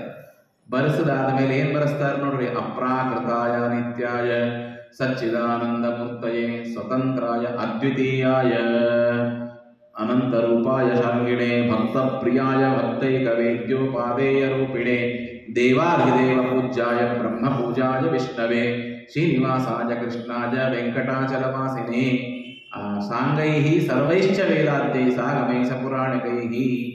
ಎಲ್ಲ ಇದ್ದವನಿಗೆ, ಇಂಥ ಭಗವಂತನಿಗೆ ಆಶೀರ್ವಾದಂ ಕರಿಷ್ಯಾಮಿ, ನಿನಗೆ ಆಶೀರ್ವಾದ ಅಂತ ಹೇಳ್ದ. ಪರಮಾತ್ಮನಿಗೆ ಇಷ್ಟೆಲ್ಲ ಭಕ್ತ ಪ್ರಿಯ, ಭಕ್ತೈಕ ವೇದ್ಯ, ದೇವಾದಿದೇವ ಎಲ್ಲ ಹೇಳಿ, ಯಾಕೆ? ಬಂಧುತ್ವಾತ್ತೇ ಸುರೋತ್ತಮ. ಬಾಂಧವ್ಯ ಯಾವಾಗಲೂ ಬಹಳ ದೊಡ್ಡದು. ಬಾಂಧವ್ಯ ಬಹಳ ದೊಡ್ಡ ಸಂಬಂಧದಲ್ಲಿ ಯಾರೋ ಒಬ್ಬರಿಗೆ ವಯಸ್ಸಿನಲ್ಲಿ ಚಿಕ್ಕವರಿರ್ತಾರೆ, ಅಧಿಕಾರದಲ್ಲಿ ದೊಡ್ಡವರಿರ್ತಾರೆ. ಉದಾಹರಣೆಗೆ ತಂದೆಗೆ 4 ಜನ ಅಣ್ಣ ತಮ್ಮಂದರು. ಮೊದಲನೇ ಅಣ್ಣನ ಮಗ ಇವನು ವಯಸ್ಸಿಗೆ ಇರ್ತಾನ್ರಿ, ಅವರಿಬ್ರು ಒಂದೇ ವಯಸ್ಸದವರು. ಕಾಕ ಅವನಿಗೆ ಇವಾಗ ಕಾಕ ಆಗ್ಬೇಕು, ವಯಸ್ಸಿನಲ್ಲಿ ಚಿಕ್ಕವ ಇರ್ತಾನೆ, ಅವನಿಗೆ ಅವ್ರು ನಮಸ್ಕಾರ ಮಾಡಬೇಕು. ಕಾಕ ಅಂತ ಅವ ನಮಸ್ಕಾರ ಮಾಡಬೇಕು. ಯಾಕೆ ಏನೇ ಆದ್ರೂ ಅವನ ಮಗನೇ ಇಲ್ಲ ಅವನಿಗೆ. ವಿಚಿತ್ರ ಸಂಬಂಧಗಳವರಿಗೆ. ನಾವು ದೊಡ್ಡವರಿದ್ದೇವೆ ಅವನ ವಯಸ್ಸಲ್ಲಿ, ಅದೆಲ್ಲ ಏನು ಸಮಾಚಾರ ಇಲ್ಲ. ಸಂಬಂಧದಲ್ಲಿ ಯಾರು ದೊಡ್ಡವರು ಅವರು ದೊಡ್ಡವರು. ಹಾಗೆ ಆ ಎಲ್ಲರಿಗೂ ನಮಸ್ಕಾರ ಮಾಡೋ ಪದ್ಧತಿಗಳು ಬೇರೆ ಇದೆ. ಕಾಲು ಮುಟ್ಟಿ ಸಾಷ್ಟಾಂಗ ನಮಸ್ಕಾರ ಎಲ್ಲರಿಗೂ ಮಾಡಬೇಕಾಗಿಲ್ಲ. ಅದಕ್ಕೆ ಪದ್ಧತಿಗಳು ಬೇರೆ ಇದೆ. ಯಾರು ಹೇಗೆ ನಮಸ್ಕಾರ ಮಾಡಬೇಕು ಯಾವತ್ತಾದ್ರೂ ಒಂದು ದಿವಸ ತೋರಿಸ್ಕೊಡ್ತೇನೆ. ಯಾರ್ಯಾರಿಗೆ ಹೇಗೆ ಹೇಗೆ ಎಷ್ಟೆಷ್ಟು ನಮಸ್ಕಾರ ಮಾಡಬೇಕು ಅಂತ. ಆಲ್ರೆಡಿ ಹಾಗೆ ಮಾಡ್ತಾ ಇರ್ತಾರೆ, ಜಸ್ಟ್ ಒಂದ್ಸಲ ಸುಮ್ಮನೆ. ಆಶೀರ್ವಾದ ಕರಿಷ್ಯಾಮಿ, ಆಕಾಶರಾಜ ಹೇಳ್ತಾನೆ, ನಾನು ಆಶೀರ್ವಾದ ಮಾಡ್ತೇನೆ. ಯಾಕೆ? ಬಂಧುತ್ವಾತ್ತೇ ಸುರೋತ್ತಮ, ನೀನು ನನಗೆ ಅವಿನಯ ಸುರೋತ್ತಮ, ನಿನ್ನ ತತ್ಪಾದ ಪದ್ಮ ಸಂವೀಕ್ಷಾ ಕಾಮ ಆಕಾಶ ನಾಮಕ, ನೀನು ಬಂದು ನನ್ನ ಮಗಳನ್ನ ಸ್ವೀಕಾರ ಮಾಡಬೇಕು ಅಂತ ತಿಳ್ಕೊಂಡು ಹೇಳಿ ಎಲ್ಲ ಬಂಧು ಬಾಂಧವರಿಂದ ಕೂಡಿ ಚೈತ್ರ ಶುಕ್ಲ ತ್ರಯೋದಶ್ಯಾಂ ಏತತ್ ಪತ್ರಂ ವಿಲಿಖ್ಯತೆ. ಏನ್ರಿ? ಚೈತ್ರ ಶುಕ್ಲ ತ್ರಯೋದಶಿ, ವೈಶಾಖ ಮಾಸದಲ್ಲಿ ಇದು ಬರ್ತದ್ರಿ. ಈ ಪತ್ರ ಬರಿತಾ ಇದ್ದೇವೆ, ನೀನು ಕನ್ಯಾಂ ಪದ್ಮಾವತಿಂ ತುಭ್ಯಂ ದಾಸ್ಯಾಮಿ, ನಿನಗೆ ನನ್ನ ಮಗಳಾದ ಪದ್ಮಾವತಿಯನ್ನ ಕೊಡ್ತೇನೆ. ಯಾವಾಗ ಮದುವೆ? ಈ ಮಾತು ನಾನು ಹೇಳ್ತಾ ಇರೋದು ಇನ್ಯಾರ್ಯಾರಿಗೆ ಗೊತ್ತಿದೆ? ಶುಕಾಚಾರ್ಯರಿಗೆ ಗೊತ್ತು. ಶುಕೋವೇತ್ತಿ, ಗುರುರ್ವೇತ್ತಿ, ಬೃಹಸ್ಪತ್ಯಾಚಾರ್ಯರಿಗೆ ಗೊತ್ತಿದೆ ನನ್ನ ಹೃದಯದಲ್ಲಿ ವಿಚಾರಗಳು ಎಲ್ಲ ಏನಿದೆ ಅಂತ. ಏನು ಸಂದೇಹ ಮಾಡಬೇಡ. ವೈಶಾಖ ಶುಕ್ಲ ದಶಮಿ ಭೃಗುವಾರೇ ಶುಭೇ ದಿನೇ, ನೀನು ವೈಶಾಖ ಶುಕ್ಲ ದಶಮಿಯ ದಿವಸ ಬಂದು ಶುಕ್ರವಾರದ ದಿವಸ ಈ ಮದುವೆಯನ್ನ ಮಾಡಿಕೋ, ಪಾಣಿಗ್ರಹಣವನ್ನ ಮಾಡಬೇಕು ಅಂತ ತಿಳ್ಕೊಂಡು ಪತ್ರಿಕೆಯನ್ನ ಬರೆದು, ಇನ್ನು ಹೆಚ್ಚಿಗೆ ನನಗೇನು ಬರೀಲಿಕ್ಕೆ ಆಗೋದಿಲ್ಲ. ಏನೇ ಕೇಳೋದಾದರೆ ಶುಕಾಚಾರ್ಯರಿಗೆ ಶುಕೋ ವದತಿ ಯತ್ ಸತ್ಯಂ ತತ್ಸರ್ವಂ ಕುರು ಕೇಶವ, ಶುಕಾಚಾರ್ಯರು ನಿನಗೆಲ್ಲ ಇರೋದನ್ನ ಹೇಳ್ತಾರೆ, ಅದರಂತೆ ನೀನು ಮಾಡು. ಈ ಕಡೆಗೆ ನೋಡಿ, ಇತ್ತಂ ಲಿಖಿತ್ವಾ ವರಪತ್ರಿಕಾಂ ಶುಭಾಂ ಆಕಾಶರಾಜೋ ಜಗದೀಶ ಸನ್ನಿಧಿಂ ಸಂಪ್ರೇಷಯಾಮಾಸ ಶುಕಂ ಮಹಂತಂ ಸಪುತ್ರ ಮಿತ್ರ ಸಹ ಬಾಂಧವಾನುಗಃ. ಎಷ್ಟು ವಿಚಿತ್ರ ನೋಡಿ. ಆ ಭಾಗವತದಲ್ಲಿ ರುಕ್ಮಿಣೀ ದೇವಿ ಸ್ವಯಂವರಕ್ಕೆ ಪತ್ರವನ್ನ ಬರೆದು ಕಳಿಸುವಾಗಲೂ ಕೂಡ ಬ್ರಾಹ್ಮಣನ ಕೈಯಲ್ಲೇನೆ ಕಳಿಸಿದ್ದಾಳೆ, ಕೃಷ್ಣ ಪರಮಾತ್ಮನಿಗೆ. ಆಯ್ತಾ? ಇಲ್ಲಿಯೂ ಕೂಡ ಶ್ರೀಕೃಷ್ಣ ಪರಮಾತ್ಮನಿಗೆ ಪತ್ರಿಕೆಯನ್ನ ಆಕಾಶರಾಜ ಕಳಿಸ್ತಾ ಇದ್ದಾನೆ. ಆ ಪತ್ರಿಕೆಯನ್ನು ಕೂಡ ತೆಗೆದುಕೊಂಡು ಹೋಗುವವನು ಯಾರು? ಬ್ರಾಹ್ಮಣನೇ ತೆಗೆದುಕೊಂಡು ಹೋಗ್ತಾ ಇದ್ದಾನೆ. ಯಾಕೆ? ಆ ಗೌರವ ದೇವರು ಕೊಟ್ಟಿದ್ದಾರೆ ಅವರಿಗೆ. ಶುಕಾಚಾರ್ಯರಿಗೆ ಈ ಕೆಲಸ ಕೊಟ್ಟ ಮೇಲೆ ಶುಕಾಚಾರ್ಯರು ಬಂದಿದ್ದಾರೆ. ರಾಜೋವಾಚ, ಶುಕಾಚಾರ್ಯರು ಹೋಗುವಾಗ ಏನಾಗ್ತದೆ ಅಂತಂದ್ರೆ, ಶುಕಾಚಾರ್ಯರು ಹೋಗುವಾಗ ರಾಜ ಹೇಳ್ತಾನೆ,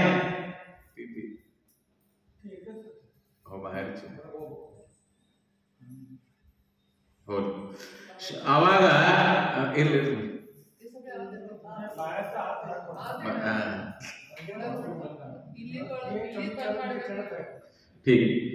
ಏನಕೇನ ಪ್ರಕಾರೇಣ ತಸ್ಯ ಚಿತ್ತಂ ವಶೀಕುರು.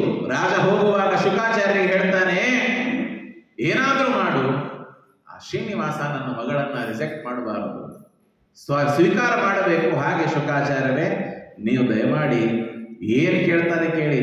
ವರದಕ್ಷಿಣೆ ಅಯುತಂ ಸ್ವರ್ಣಲಕ್ಷಂ ಕೋಟಿಂ ಅರ್ಬುದಮೇವ ದಾಸ್ಯಾಮಿ ದ್ರವ್ಯ ನಿಚಯಂ, ಎಷ್ಟು ಬೇಕು ಅಷ್ಟು ಕೊಡ್ತೇನೆ. ಏವಮುಕ್ತೋ ಮಹೀದೇವೋ ಗತಶೇಷಾಚಲ ಪ್ರತಿ. ಆ ರಾಜ ಹೇಳಿದ ಮೇಲೆ ಶುಕಾಚಾರ್ಯರು ಪರಮಾತ್ಮನ ಕಡೆಗೆ ಬರ್ತಾ ಇದ್ದಾರೆ.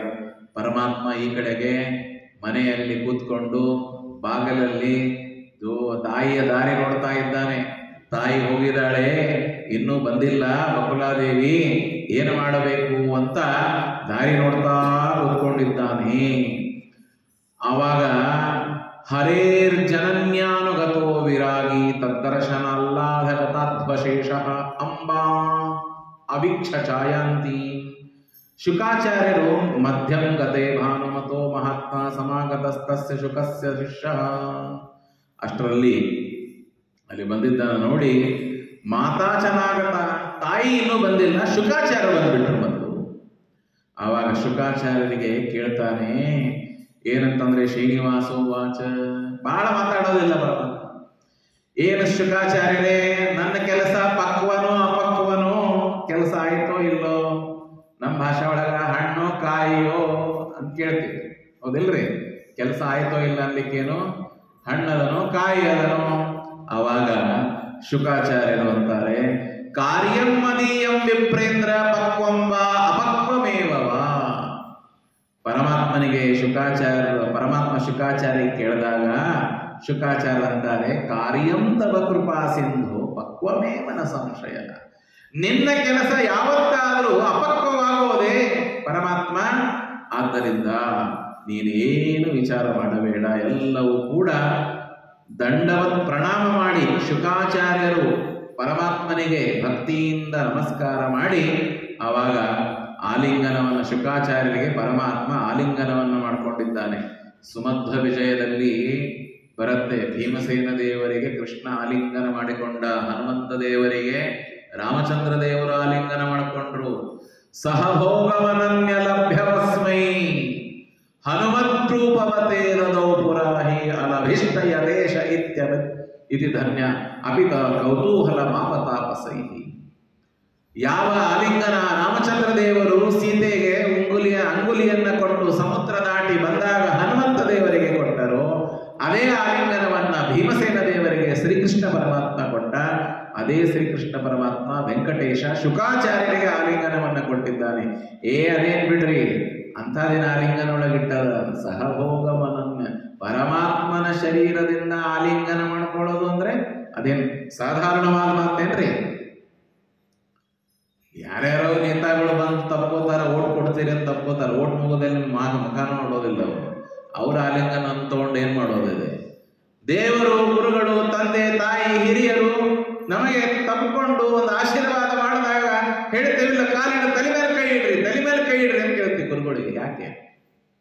ತೃಪ್ತಿ ಆಗೋದಿಲ್ಲ, ಅವ್ರು ನಮ್ಮ ಮುಟ್ಟಬೇಕು, ಮುಟ್ಟಿದ್ರೆ ನಮ್ಮ ಪಾಪ ಪರಿಹಾರ ಆಗತ್ತೆ ಅನ್ನೋ ಭಾವನೆ ನಮಗೆ ಇರುತ್ತೆ ಗುರುಗಳ ದೇವರು.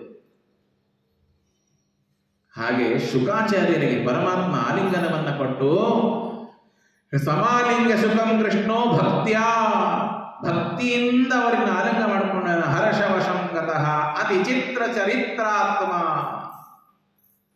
ಪರಮಾತ್ಮ ಹೇಳ್ತಾನೆ, 1000 ಸುಳ್ಳು ಮಾತಾಡಿ ಮದುವೆ ಮಾಡಬೇಕು ಅಂತ ಇದೆ ಶಾಸ್ತ್ರದಲ್ಲಿ. ವದಂತಿ ಲೋಕ ಅನೃತಾನ್ ಸಹಸ್ರಾನ್ ವಿವಾಹ ಕಾಮ ನರಜನ್ಮನೋಯೇ, ಮನುಷ್ಯ ಜನ್ಮದಲ್ಲಿ ಅಂಥವರು ನನ್ನ ಲೋಕಕ್ಕೆ ಹೋಗ್ತಾರೆ, ವೈಕುಂಠಕ್ಕೆ. ನನ್ನ ಮದುವೆ ಇದು ಒಂದು ಮನೆ ಮದುವೆ ಅಲ್ಲ, ಇದು ಜಗತ್ತಿನ ಮದುವೆ. ಜಗತ್ತಿಗೆ ಕಲ್ಯಾಣವನ್ನು ಉಂಟು ಮಾಡತಕ್ಕಂತಹ ಮದುವೆ ಇದೆ. ಅಂಥದ್ದರಲ್ಲಿ ನೀವು ಈ ಕೆಲಸವನ್ನ ಮಾಡಿದ್ದೀರಿ, ನಿಮಗೆ ಒಳ್ಳೆಯದಾಗಲಿ ಅಂತ ಪರಮಾತ್ಮ ಆಶೀರ್ವಾದ ಕೊಟ್ಟಿದ್ದಾರೆ. ಏನ್ ಹೇಳ್ತಾರೆ ನೋಡ್ರಿ, ಬ್ರಹ್ಮಾಂಡ ಭವನಂ ವಿದ್ವಾನ್. ನನ್ನ ಮನೆ ಏನು? ಇಡೀ 14 ಲೋಕದ ಬ್ರಹ್ಮಾಂಡ ಇದು ನನ್ನ ಮನೆಯಾಗಿದೆ. ಬ್ರಹ್ಮಾಂಡಂ ಭವನಂ ವಿದ್ವಾನ್. ಬ್ರಹ್ಮಾಮೇ ನಾಭಿ ಸಂಭವ. ಬ್ರಹ್ಮದೇವರೇನಾಗಿದ್ದಾರೆ? ನನ್ನ ಈ ನಾಭಿಯಿಂದ ಅವರ ಜನ್ಮವಾಗಿದೆ. ಅದಾದ ಮೇಲೆ ಯಾ ಲಕ್ಷ್ಮಿ ಮಮ ಕಲ್ಯಾಣಿ. ಆ ಲಕ್ಷ್ಮಿನೇ ನನ್ನ ಹೆಂಡತಿ ಆಗಿದ್ದಾಳೆ. ಇವರೆಲ್ಲರೂ ನನ್ನ ಮಕ್ಕಳಾಗಿದ್ದಾರೆ. 84 ಲಕ್ಷ ಜೀವರಾಶಿಗಳೆಲ್ಲ ಇವರನ್ನ ರಕ್ಷಣೆ ಮಾಡೋದೇ ನನಗೆ ಕಾರ್ಯವಾಗಿದೆ. ಏತೇಷಾಂ ರಕ್ಷಣೆ ಬದ್ಧ ಅಹಂ. ನೋಡಿ, ದೇವರು ಹೇಳ್ತಾ ಇರ್ತಾನೆ, ನಾನು ದೇವರಿಗೆ ನಮಸ್ಕಾರ ಮಾಡದೇ ಇದ್ದು ದೇವರು ನನ್ನನ್ನು ಹಗಲು ರಾತ್ರಿ ರಕ್ಷಣೆ ಮಾಡ್ತಾ ಇರ್ತಾನೆ. ದೇವರಿಗೆ ನಾನು ಸ್ಮರಣೆ ಮಾಡದೇ ಇದ್ರು, ದೇವರಿಗೆ ನಾನು ಹೂ ಏರಿಸದೇ ಇದ್ರು, ದೇವರಿಗೆ ನಾನು ಉಪಕಾರ ಸ್ಮರಣೆ ಮಾಡದೇ ಇದ್ರು ಕೂಡ ದೇವರು ಮಾತ್ರ ನನ್ನನ್ನ ಯಾವಾಗಲೂ ಕೂಡ ಹೇಳ್ತಾನೆ, 94 ಲಕ್ಷಾಣಿ ಜೀವಾ ಅಸಂಖ್ಯಕಃ ಏತೇಷಾಂ ರಕ್ಷಣೆ ಬದ್ಧಃ. ಅವರನ್ನ ರಕ್ಷಣೆ ಮಾಡುವುದರಲ್ಲಿ ನಾನು ಪಣ ತೊಟ್ಟಿದ್ದೇನೆ. ಅಂತಹ ಮಹಾಕುಟುಂಬಯುಕ್ತಸ್ಯ ಮಮ ಕಲ್ಯಾಣ ಕಾರಣ. ಯಾವಾಗಲೂ ಹೇಗೆ ಒಂದು ಯಾವ ಕೆಲಸ ನಾವು ಮಾಡ್ತೀವಿ ಅದು ಎಷ್ಟು ಚಿಕ್ಕದಾಗಿದೆ ಅಷ್ಟು ಫಲ, ಎಷ್ಟು ದೊಡ್ಡದಾಗಿದೆ ಅಷ್ಟು ದೊಡ್ಡ ಫಲ. ಚಿಕ್ಕ ಕಾರ್ಯಕ್ಕೆ ಚಿಕ್ಕ ಫಲ. ಪರಮಾತ್ಮ ಅಂತಾನೆ, ನನ್ನ ಕಲ್ಯಾಣ ಅಂದ್ರೆ ಏನಿದು ಸಾಧಾರಣವಾದದ್ದೇನು ಇಲ್ಲ, ಇದು ಜಗತ್ತಿನ ಕಲ್ಯಾಣಕರವಾಗಿದೆ. ಯನ್ಮಿಥ್ಯಾ ಭಾಷಿತಂ ಸ್ವಾಮಿನ್ ಸ್ವಯಾತ್ಯ ಮುನಿಸತ್ತಮ. ಆದ್ದರಿಂದ ಆಗ ಇವರಿಗೆ ಹೇಳ್ತಾರೆ, ಮತ್ಶರೀರಾತ್ ವರಿಷ್ಠಂತು ನ ಜಾನಾಮಿತೆ ಶಿವ. ಪರಮಾತ್ಮ ಅಂತ ಶುಕಾಚಾರ್ಯರಿಗೆ, ನನ್ನ ಆಲಿಂಗನದಕ್ಕಿಂತ ಇನ್ನು ದೊಡ್ಡ ಯಾವುದೂ ನಿಮಗೆ ಫೈದು ಇಲ್ಲ ನನ್ನ ಹತ್ರ ಕೊಡೋದಕ್ಕಾಗಿ. ಯಾಕೆ ಕೇಳ್ರಿ, ಮೋಕ್ಷ ಇದು 4 ವಿಧ. ಶಾಸ್ತ್ರ ಹೇಳುತ್ತೆ ಮೋಕ್ಷ ಏನಾಗಿದೆ, 4 ವಿಧವಾದ ಮೋಕ್ಷ ಇದೆ. ಯಾವುದರಿ? ಸಾಯುಜ್ಯ. ಸಾಯುಜ್ಯ ಅಂತಂದ್ರೆ ಪರಮಾತ್ಮನ ಶರೀರದಲ್ಲೇ ಹೋಗಿ ಇರುವುದು. ಸಾಯುಜ್ಯ, ಸಾಲೋಕ್ಯ, ಸಾಮೀಪ್ಯ, ಸಾರೂಪ್ಯ ಏನ್ರಿ, ಆ ಪರಮಾತ್ಮನ ಲೋಕದಲ್ಲಿ ಇರುವುದು ಪರಮಾತ್ಮ ಮೋಕ್ಷ. ಈ ಆಲಿಂಗನವು ಕೂಡ ಪರಮಾತ್ಮನದೇನಾಗಿದ್ದೀರಿ, ಸಾಯುಜ್ಯ, ಅದು ಮೋಕ್ಷ. ಬೇರೆ ಮೋಕ್ಷ ಏನ್ ಬೇಕು ನಿಮಗೆ? ಅದೇನ ಯಾವುದೋ ಒಂದು ಫ್ಲಾಟ್ ಅದ, ಮನಿ ಕಿಲಿ ತೆಗೆದಿದ್ದು ಮೋಕ್ಷ ಅಂತ ಹೇಳ್ತಾರೆ. ಮೋಕ್ಷ ಇದು ಮನುಷ್ಯ ಬದುಕಿರುವಾಗಲೇನೆ ಪರಮಾತ್ಮ ಇಲ್ಲಿ ಕೊಡ್ತಾನೆ. ಅದು ಹೇಗೆ ಕೊಡ್ತಾನೆ? ಅದನ್ನ ಅನುಭವಿಸುವುದಕ್ಕಾಗಿ ನಮಗೆ ಆ ಯೋಗ್ಯತೆ ಬೇಕು. ಜೀವನ್ ಮುಕ್ತ ಅಂತ ಕರೀತಾರೆ ಬಹಳ ಜನರಿಗೆ. ಯಾಕೆ? ಅದಕ್ಕೆ ಹೇಳ್ತಾರೆ ಪರಮಾತ್ಮ ಅವರಿಗೆ ಹೇಳ್ತಾನೆ, ಸೀತಾ ನಿಮಿತ್ತಂ ಯಃ ಕರ್ಮ ಕೃತವಾನ್ ಮಾರುತಾತ್ಮಜ. ಸೀತೆಯನ್ನ ನೋಡೋದಕ್ಕಾಗಿ ಯಾವ ಕೆಲಸ ಹನುಮಂತ ದೇವರು ಮಾಡಿದರೋ ಆ ಕೆಲಸ ನೀವು ಮಾಡಿದ್ದೀರಿ. ಆದ್ದರಿಂದ ನಿಮಗೆ ನಾನು ಈ ಆಲಿಂಗನವನ್ನ ಕೊಟ್ಟಿದ್ದೇನೆ ಅಂತ ಪರಮಾತ್ಮ ಹೇಳಿದ ಮೇಲೆ ಶುಕಾಚಾರ್ಯರಿಗೆ ಪರಮಾತ್ಮ ಅಂತಾನೆ, ಆಕಾಶರಾಜ ಅಂಥ ದೊಡ್ಡವನು, ನಾನೇನು ಮಾಡಲಿ? ಏವ ಮುಕ್ತ್ವಾ ಸುಭದ್ರಾಣಿಯ ವಾಕ್ಯಾನ ವಿವಿಧಾನಿ ಚ. ಆವಾಗ ಶುಕಾಚಾರ್ಯರಿಗೆ ಅಂತಾನೆ, ನನಗೂ ಕೂಡ ನೀವು ಒಂದು ಪತ್ರವನ್ನ ಬರಿಬೇಕು ಆಕಾಶರಾಜನಿಗೆ. ಏನು ಬರಿಬೇಕು ಹೇಳಿ? ಪರಮಾತ್ಮ ಕೇಳ್ತಾನೆ, ಬಹಳ ತ್ರಾಸ ಕೊಡ್ಲಿಕ್ಕೆ ಕೂಡ ನನ್ನ ಮೇಲೆ ಇಟ್ಬಿಡೆಲ್ಲ ಇರುತ್ತೆ, ಇಲ್ಲಿ ಇಟ್ಬಿಡು ಪುಸ್ತಕ ನೋಡ್ಲಿಕ್ಕೆ.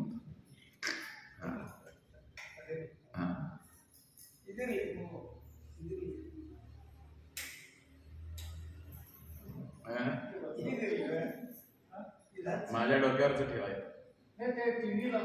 हो काय? असू दे, 3 लाख आहेत ह्यांच्यावर नाही.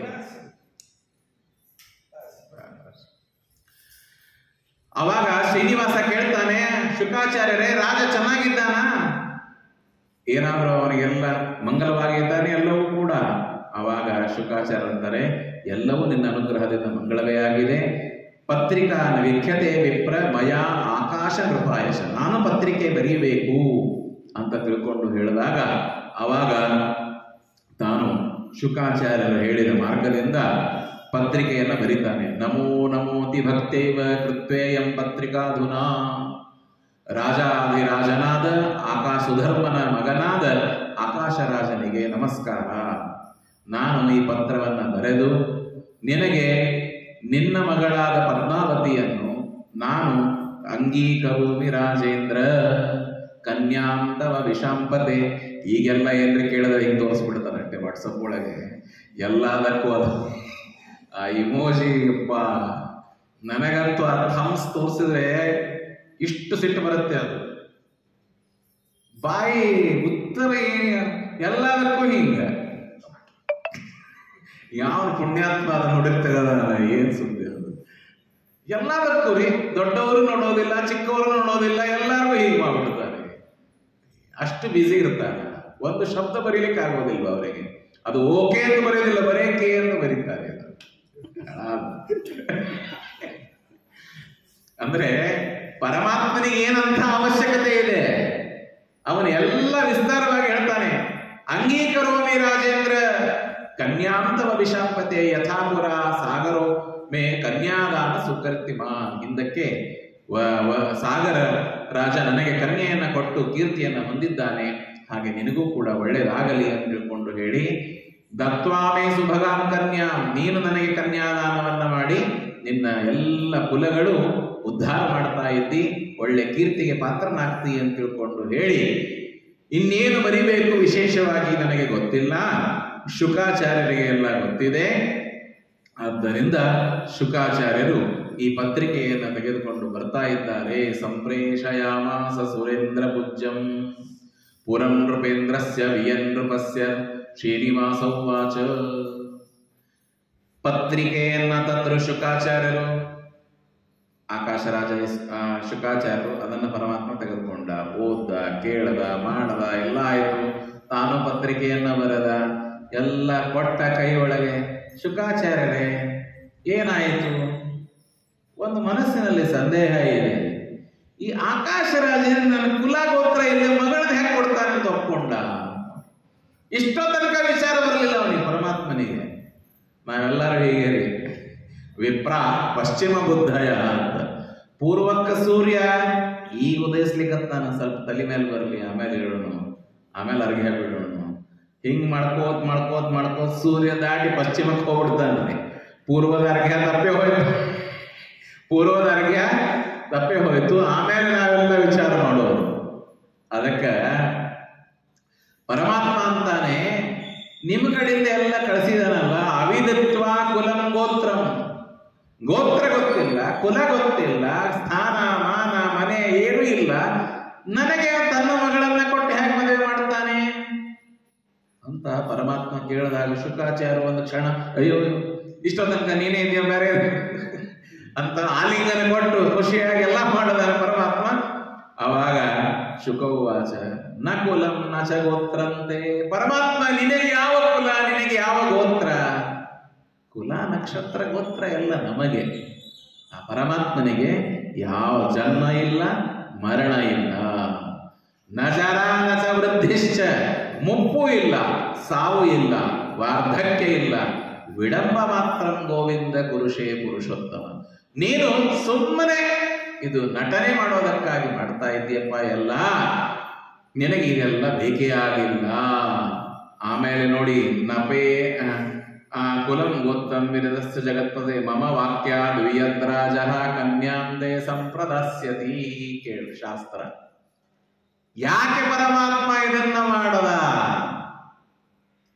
ಆಗ್ಲೇ ನಾನು ಪ್ರಾರಂಭದಲ್ಲಿ ಹೇಳಿದ್ದೆ, ನಾನು ಮಾಡಿದೆ, ನಾನು ಹೇಳದೆ ಆಕಾಶರಾಜನಿಗೆ ಅವನು ಒಪ್ಕೊಂಡ್ಬಿಟ್ಟಿದ್ದಾನೆ ಅಂತ ಶುಕಾಚಾರ್ಯ ಹೇಳ್ಬಿಟ್ಟು. ಅಂದ್ರೆ ಏನಾಯ್ತು? ಪರಮಾತ್ಮ ಹೋಗಿ ತಾನೇ ಎಲ್ಲ ಒಪ್ಪಿಸಿಕೊಂಡು ಮಾಡಿ ಎಲ್ಲ ಮಾಡಿಕೊಂಡು ಬಂದಿದ್ದಾನೆ. ಇಲ್ಲಿ ಮತ್ತೇನ್ ಬಂತು? ನಾನು ಮಾಡಿದೆ ಅಂತ ಶುಕಾಚಾರ್ಯ. ಮಮ ವಾಕ್ಯ ವಿಯದ್ರಾಜ ಕನ್ಯಾಂತೆ ಸಂಪ್ರದಾಸ್ಯತಿ. ಅಂದ್ರೆ ಶುಕಾಚಾರ್ಯರಿಗೆ ಪರಮಾತ್ಮ ಆಲಿಂಗನ ಕೊಟ್ಟಿದ್ದ, ಅವರಿಗೆ ಬಹಳ ದೊಡ್ಡವರು ಅಂತ ಹೇಳ್ದ. ಹನುಮಂತ ದೇವರಂತೆ ನೀವು ದೊಡ್ಡ ಕೆಲಸ ಮಾಡಿದ್ದೀರಿ ಅಂತೆಲ್ಲ ಹೇಳಿದ್ದ ತಾನೆ. ಅವರಿಗೆ ಮತ್ತೆ ಇದು ಬರಬಾರದು, ಸ್ವಲ್ಪ ಬ್ಯಾಲೆನ್ಸ್ ತಪ್ಪಬಾರದು ಅಂತ ಪರಮಾತ್ಮ ಅವರಿಗೆ ಬಂದ ಪುಣ್ಯವನ್ನ ಪರಮಾತ್ಮ ಏನು ಮಾಡದ? ಅದನ್ನ ಕಡಿಮೆ ಮಾಡದ. ಈ ಮಾತನ್ನ ಅವ್ರು ಆಡಿದ್ರಲ್ಲ, ನಾನು ಮಾಡದೆ. ಕನಕದಾಸರು ಹೇಳಿದ್ರಲ್ಲ, ವ್ಯಾಸರಾಜರಿಗೆ ಕೇಳ್ತಾರೆ ವ್ಯಾಸರಾಜರು, ಏನಪ್ಪಾ ಕನಕ, ಯಾರು ಮೋಕ್ಷಕ್ಕೆ ಹೋಗ್ತಾರೆ? ಇವ್ರು ಹೋಗ್ತಾರ, ರಾಮಾಚಾರ್ಯ ಹೋಗ್ತಾರ, ಶ್ಯಾಮಾಚಾರ್ಯ ಹೋಗ್ತಾರೆ. ಸ್ವಾಮಿ, ಯಾರು ಹೋಗೋದಿಲ್ಲ. ನೀನು ಹೋಗ್ತೀಯ? ನಾನು ಹೋದರೆ ಹೋಗುವೆ. ಎಲ್ಲರೂ ಸಿಟ್ಟು, ಅಯ್ಯೋ ಕುರುಬ ಇವನೇನ್ರಿ ನಾನು ಹೋದ್ರೆ ಹೋಗುವೆ ಅಂತಂತಾನಲ್ಲ ಇವನು, ಎಷ್ಟು ಸೊತ್ತು ನೋಡಿ ಇವನಿಗೆ. ಅವಾಗ ಎಲ್ಲರೂ ಬೈತಾರೆ, ಏನೋ ಹಂಗಂತೀಯಲ್ಲ? ಹೌದು ಸ್ವಾಮಿ, ಯಾವಾಗ ನನ್ನೊಳಗಿರುವ ಅಹಂಕಾರ ನಾನು ನಾನು ನಾನು ಅಂತೆಲ್ಲದಕ್ಕೂ ಹೇಳ್ತೇನೆ, ಅದು ಯಾವತ್ತು ಹೋಗುತ್ತೆ? ಅಹಂಕಾರ ಹೋದಾಗಲೇನೆ ನಾನು ಮೋಕ್ಷಕ್ಕೆ ಹೋಗುವುದು. ನಾನು ಹೋದರೆ ಹೋಗುವೆ. ಕನಕದಾಸರು ಹೇಳಿದ್ರಲ್ಲ, ಅಹಂಕಾರ ಹೋಯಿತು ಅಂದ್ರೆ ನಾನು ಮೋಕ್ಷಕ್ಕೆ ಹೋಗ್ತೀನಿ ಅಂತ ಪಾಪವ ಹೇಳಿದ್ದಾನೆ. ಅದನ್ನ ನೀವು ಸರಿಯಾಗಿ ಅರ್ಥ ಮಾಡಿಕೊಂಡಿಲ್ಲ. ಹಾಗೆ ಪರಮಾತ್ಮ ಶುಕಾಚಾರ್ಯರಿಗೆ ಬಂದ ಆ ಸ್ವಲ್ಪ ಇದನ್ನ ಬ್ಯಾಲೆನ್ಸ್ ಮಾಡೋದಕ್ಕಾಗಿ. ಹೇಗೆ ಅಣಿಮಾಂಡವ್ಯ ಋಷಿಗಳ ಕಥೆ ಇದೆ, ನಿಮಗೆ ಗೊತ್ತಿದೆ. ಅಣಿಮಾಂಡವ್ಯ ಋಷಿಗಳು ಅವರು ಬಹಳ ತಪಸ್ಸೆ ಮಾಡ್ತಿದ್ರು. ತಪಸ್ಸೆ ಮಾಡಿ ಏನಾಗಬೇಕು, ನಾನು ವಶಿಷ್ಠರಿಗೆ ಸಮಾನರಾಗಬೇಕು ಅಂತ ತಪಸ್ಸೆ ಮಾಡ್ತಾ ಇದ್ದರು.